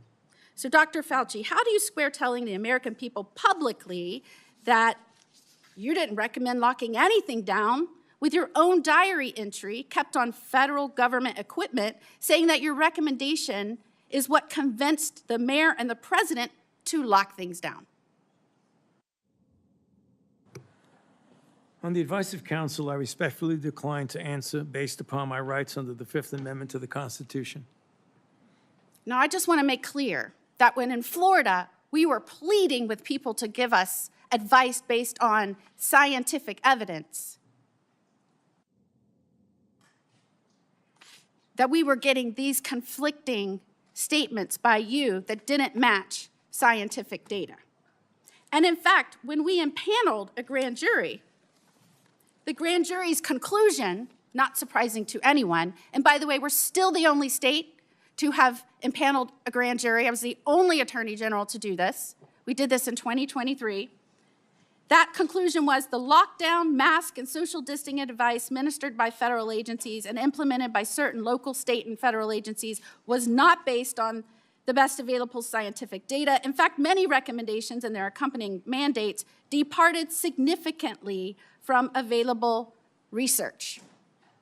Again, people from all walks of life, all political persuasions, that is what they found. And yet, during that time, while you were giving those statements, knowing there was no scientific basis for it, and we know now you knew it because we have your diary entries, you called the governor that I worked with to fight to keep Washington and D.C. out of our state so that we could indeed respect the rights of our citizens. You called our governor, Governor DeSantis, and I'm going to quote this so I get it right out of your journals, a total jerk, that he is a complete disgrace, that he is blocking local authorities from mandating masks in various locations, including schools, And you were very concerned and upset that we were actively, and I'm going to quote, criticizing you, and we talked virtually every day about being wrong on everything.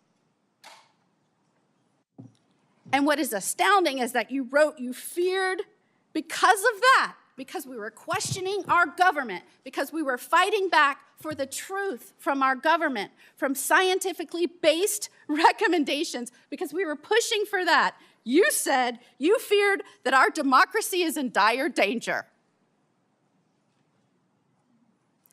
Thank goodness we have people up here that I work with that understand our role, which is to report to our bosses, the people, because they are in charge. Calling for our government to be honest with us and transparent with us and accountable to us,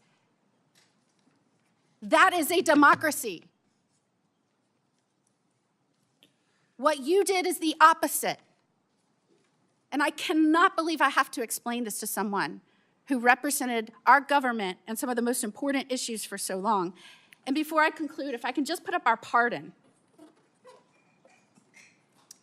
This is the pardon you have heard so much about. And Dr. Fauci, the only other person that got a pardon like this, I believe, had a last name of Biden. This pardon goes back to, and if you'll see, January the 1st of 2014. Did you talk to President Biden and ask for this pardon? On the advice of counsel, I respectfully decline to answer based upon my rights under the Fifth Amendment to the Constitution. Who did you talk to in the White House about this pardon? On the advice of counsel, I respectfully decline to answer based upon my rights under the Fifth Amendment to the Constitution. Did you specifically ask that it be dated back to the beginning of 2014? On the advice of counsel, I respectfully decline to answer based upon my rights under the Fifth Amendment to the Constitution. Did you do that so that you would be given immunity going back to the beginning of 2014? On the advice of counsel, I respectfully decline to answer based upon my rights under the Fifth Amendment to the Constitution. I'm just very interested in why it was this date. Did it have anything to do with the fact that 2014 was also the year that the NIAID or NIH began funding EcoHealth Alliance's Understanding the Risk of Bat Coronavirus Emergence grant? On the advice of counsel, I respectfully decline to answer based upon my rights under the Fifth Amendment to the Constitution. And this is the same grant that funded the work on bat coronaviruses at the Wuhan Institute on Virology.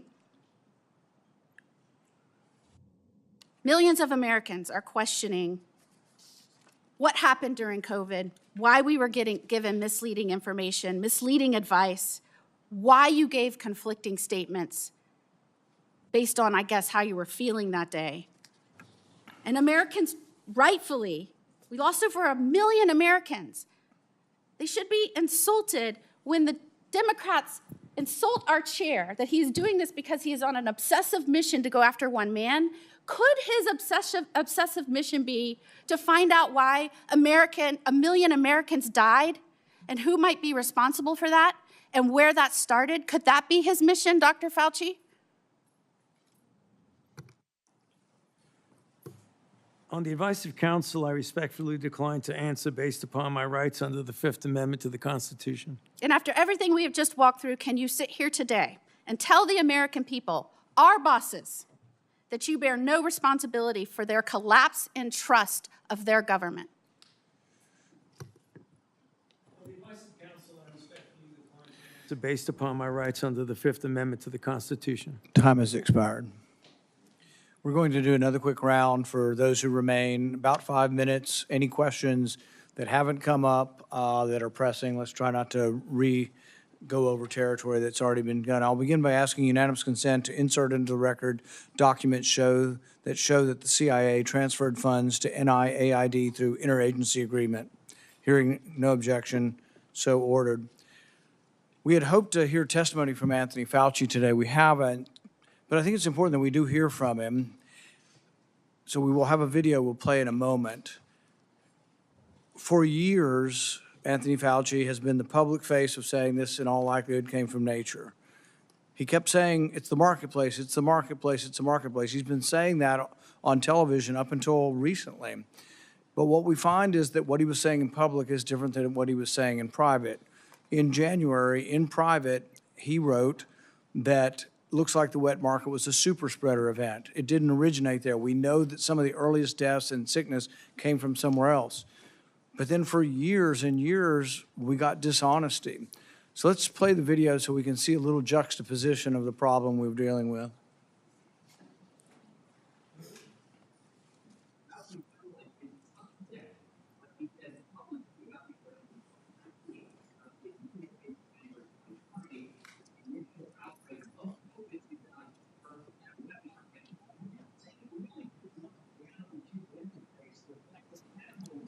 Wild are being brought into wet markets. So you have animals that come out of the wild that are sold at these open, what they call them, wet markets. Wet markets, where you bring animals in from the wild who have these viruses. The wet markets in Asia, where people bring animals from the forest into market. There are wet markets in Wuhan that are ample opportunity for a virus to jump from an animal. The origin was from a bat to an intermediate host to a human, very likely in a wet market, and those animals should not have been in the Wuhan market. They knew that those animals should not have been in the market, and they immediately cleaned out the market, put restrictions on the kinds of animals that come into these wet markets. I think I should shut down those things right away. I mean, it boggles my mind.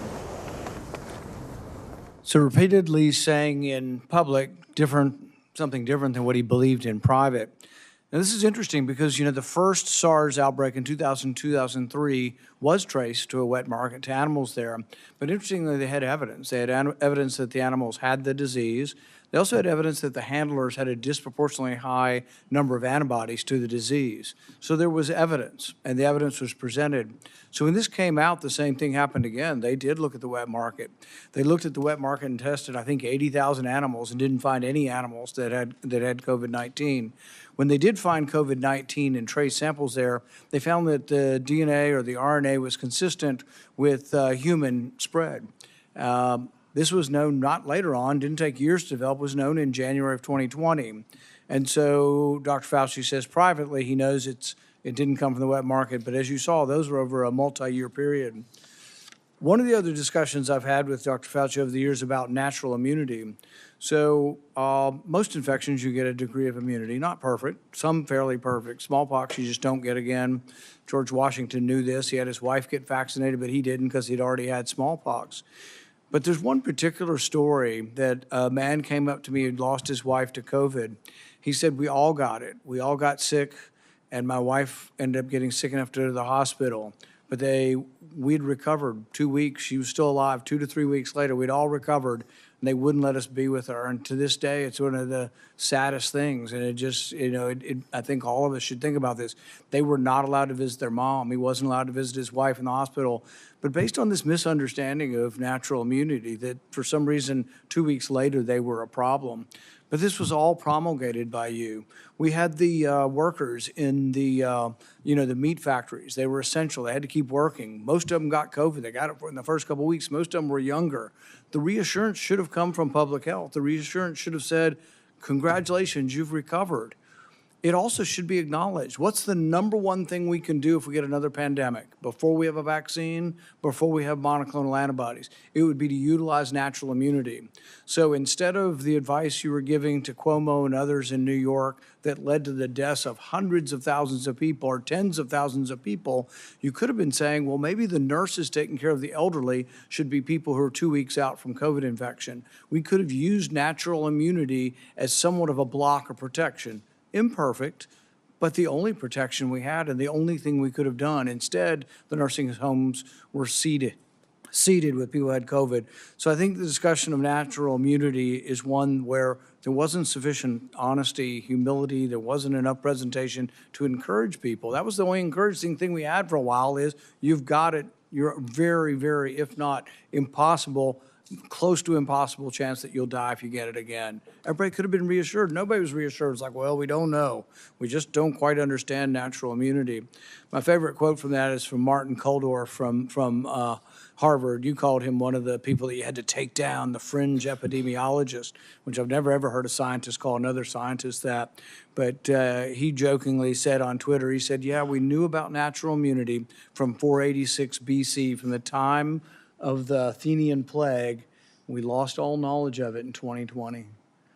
The good news is it's slowly coming back. 24 to 2025, we're beginning to understand what natural immunity is again. Not something perfect, but a useful tool that could have been used, but also something that could have helped people by telling the public, my goodness, you're not going to die now. You have a chance. If you've already had it and you're 85 years old and you're at risk for it and you're wanting to feed your wife and they're telling you to wear 4 masks and not be around your wife when you've already had it, it made no sense.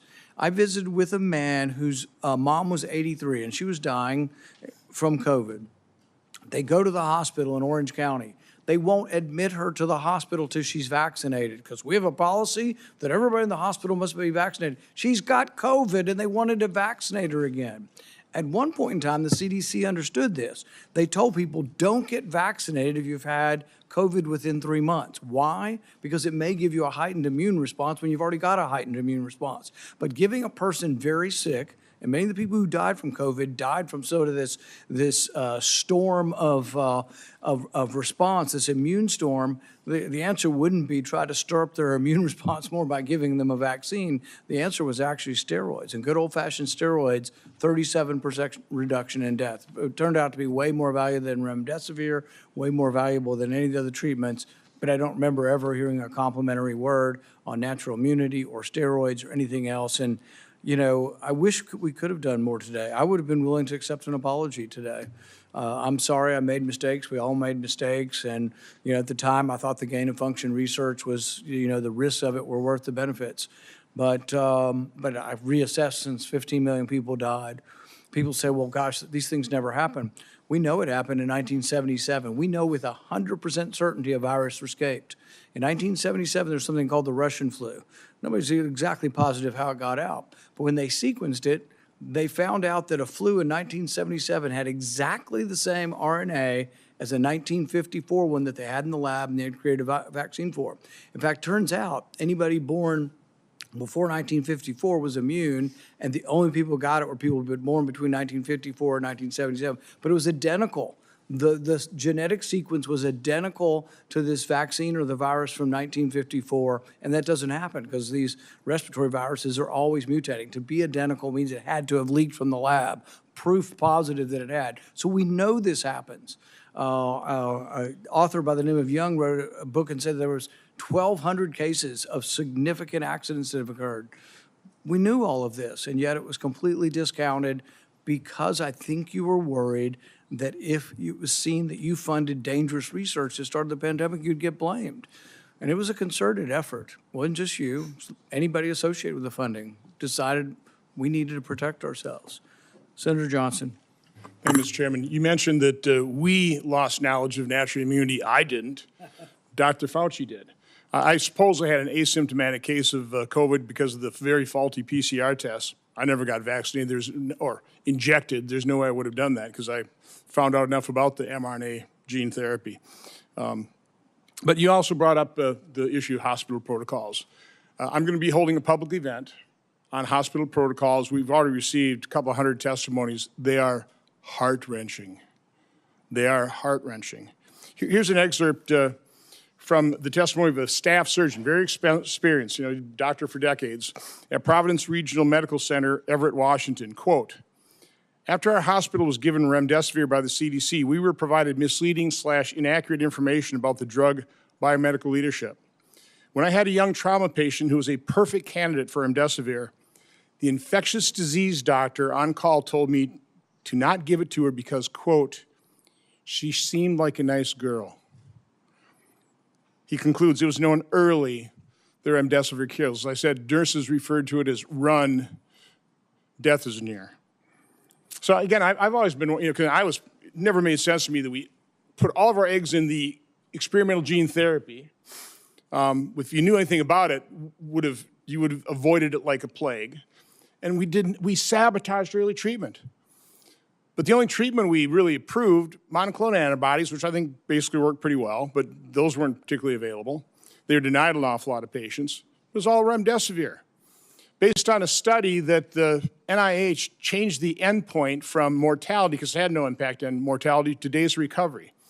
A drug that the WHO recommended against its use in COVID in November of 2020, but a drug that cost over $3,000 for a course of treatment, versus things like ivermectin, hydroxychloroquine, who even Dr. Fauci, I should have got that one out because I want to take this time to enter things in the record, said that, we need to have a very tight protocol on remdesivir because it's unknown, but hydroxychloroquine, that's approved, some side effects, but we have a long history of it. Let's put up my latest chart. Again, I was tracking adverse events on the experimental injection, but I use this chart as a comparison. So you've got ivermectin, hydroxychloroquine. These are average, again, VAERS doesn't improve causation, but there's correlation. It's there for safety signals. So ivermectin, over 30 years of FDA reports, 17 deaths per year. Hydroxychloroquine, over 38 years of reporting, 142 deaths per year. Remdesivir, over 5.5 years, 546 deaths per year. The COVID injection, almost 7,000 deaths per year. Which is safest? What did the FDA freak us out about ivermectin, hydroxychloroquine, when they turned a complete blind's eye toward the injection's injury? So I want to enter the quote from the surgeon. By the way, here's the answer. Cheryl Atkinson in an interview said, when it comes to money, we check financial ties among experts on the government panel devising coronavirus treatment guidelines, which had the effect of dialing back hydroxychloroquine use and giving an edge to remdesivir.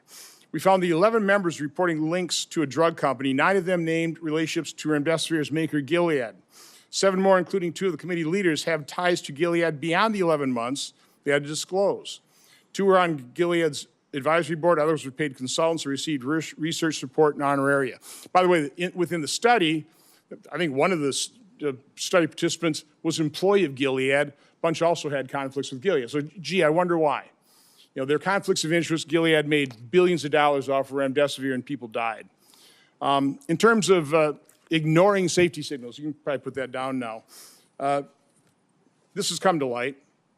This is Dr. Drew Weissman, who got the Nobel Prize for the mRNA platform. He wrote to Dr. Fauci on February 8th of 2020.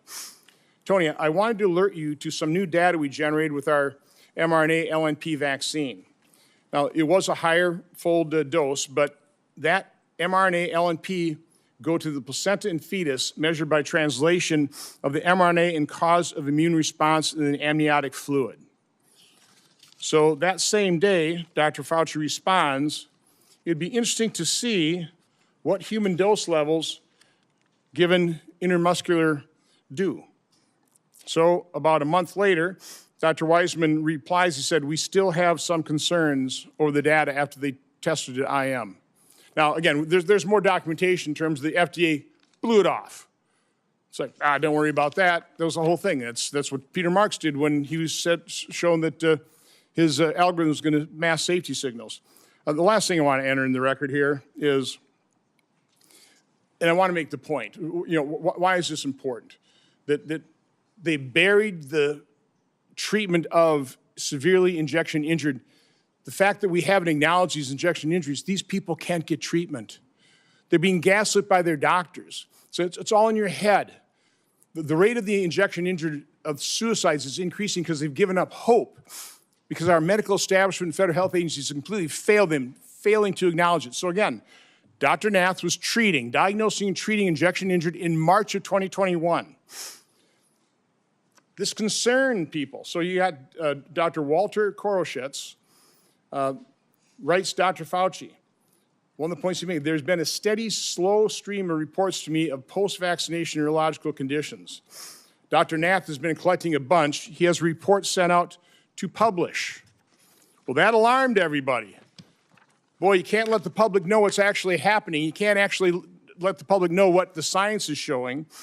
So on April 29th, a email from Francis Collins, head of NIH, to Dr. Koroshitz, says, I find this approach troubling and will have the main consequence of feeding vaccine hesitancy and social media overreaction. Then Dr. Lawrence Tabak writes to Francis Collins, I don't understand why Walter does not shut this thing down.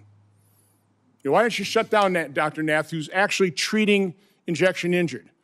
Why? Because of vaccine hesitancy.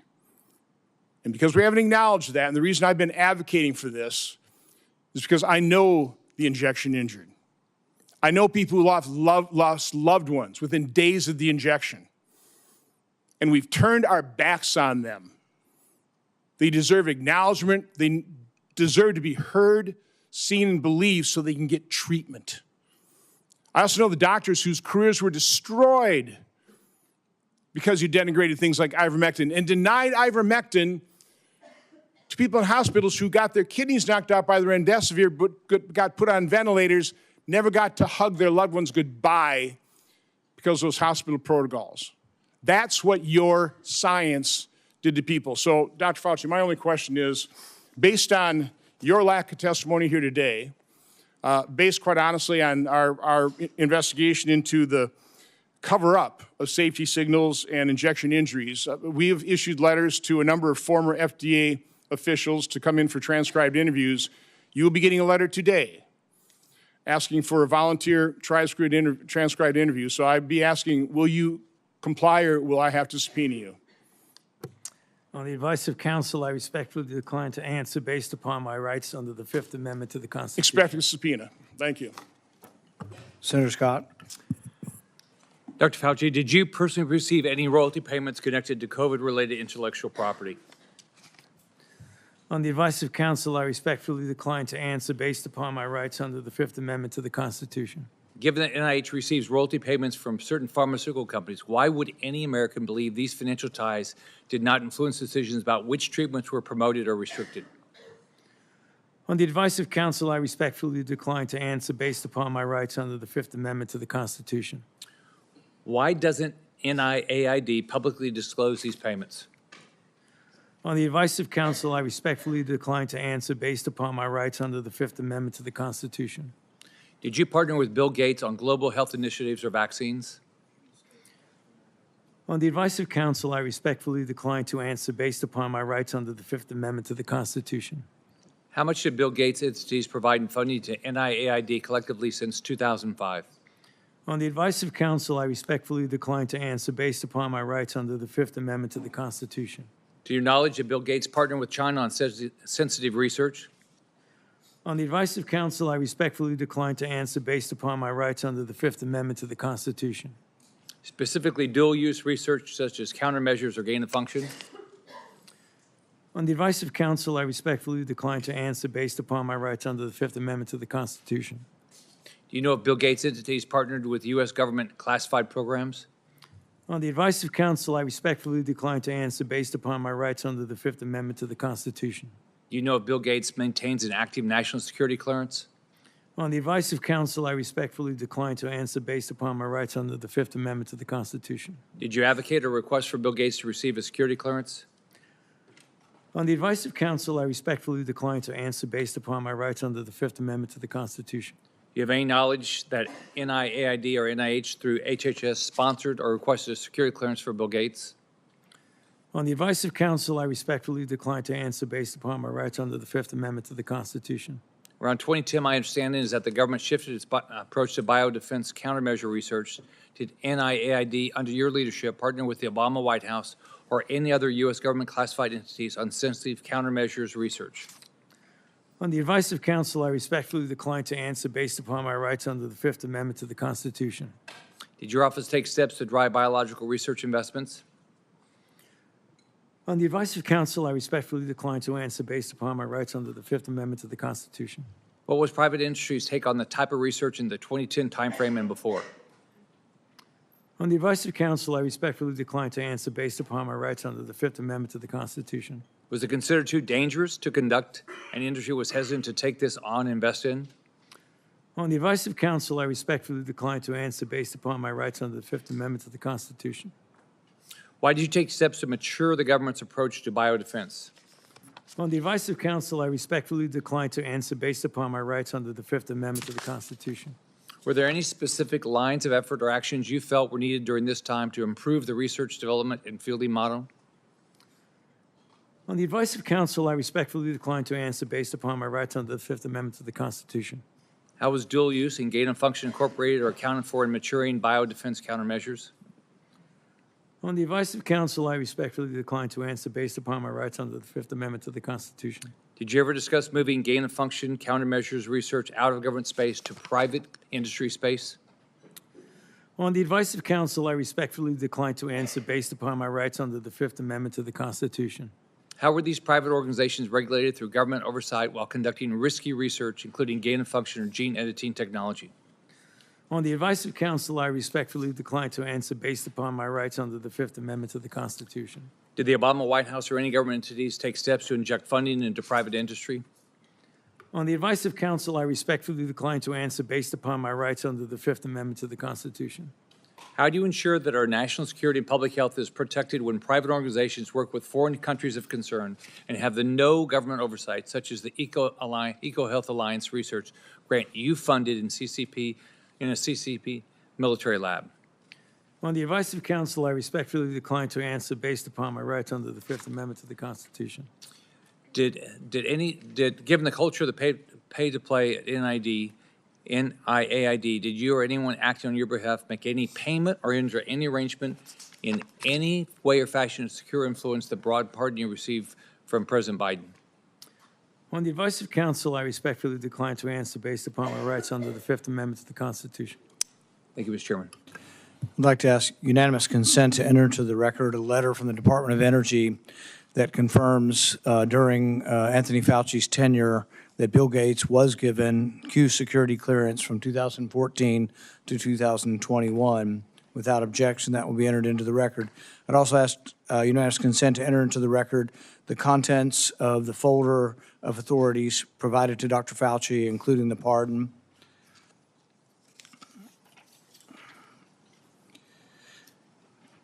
Let's be clear today, what we've seen. I really did want to hear from Dr. Fauci. I wanted to hear perhaps an apology, perhaps some semblance of being sorry for what happened or that judgment errors were made. We didn't hear any of that. But he was subpoenaed here to testify, refused to answer any questions, even after being directed by the chair and being advised of the law requiring him to do so. He has cited a privilege that is unsupported because of his blanket pardon and because he waived the privilege by testifying at the start. I'm going to give you one more opportunity to comply with the law, limited to the period of your pardon. At any point between January 1st, 2014 and January 19th, 2025, did you destroy any federal record or tell anyone else to?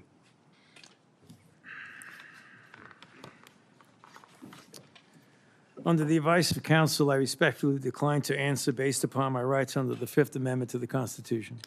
Given that you have a unlimited presidential pardon, what is your specific objection that you are making? On the advice of counsel, I respectfully decline to answer based upon my rights under the Fifth Amendment to the Constitution. My question was limited to the period of your pardon only. I find your objection unsupported and direct you to answer the question.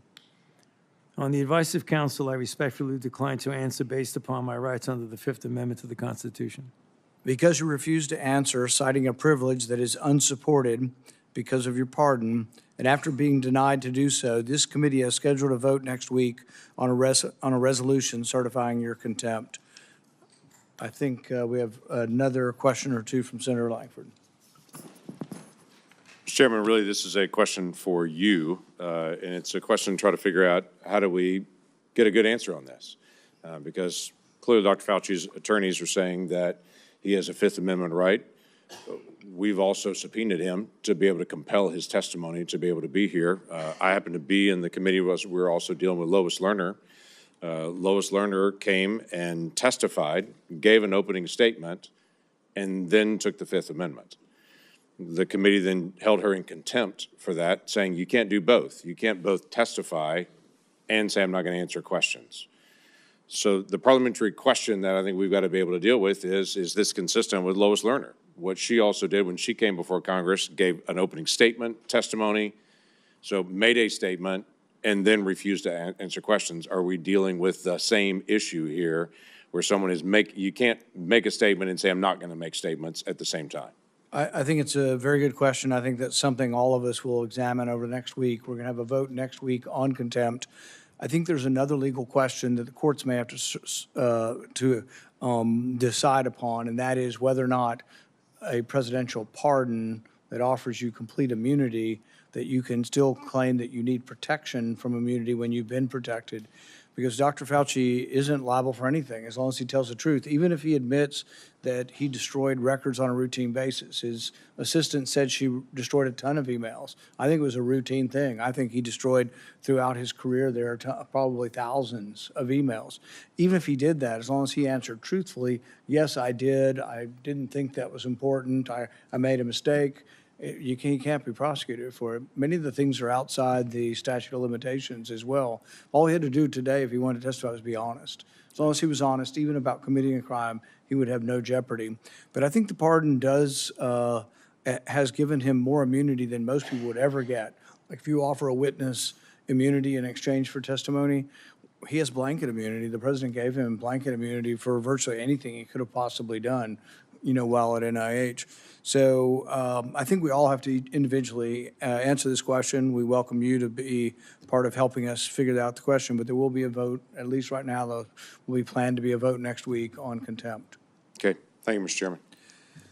Today will be the capstone to Anthony Fauci's 40 years of abuse of power at NIH. In the end, must imagine Fauci believes he got away with it.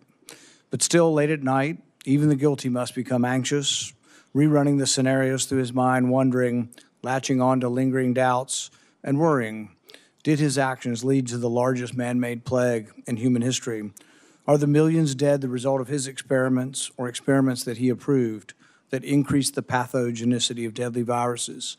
History will judge, but the facts, as we now know them, paint a sordid tale of dishonesty, misjudgment, and ultimately the hubris, the likes of which the world has rarely seen. If everyone will remain seated for a few minutes, we're going to let Dr. Fauci exit. Thank you.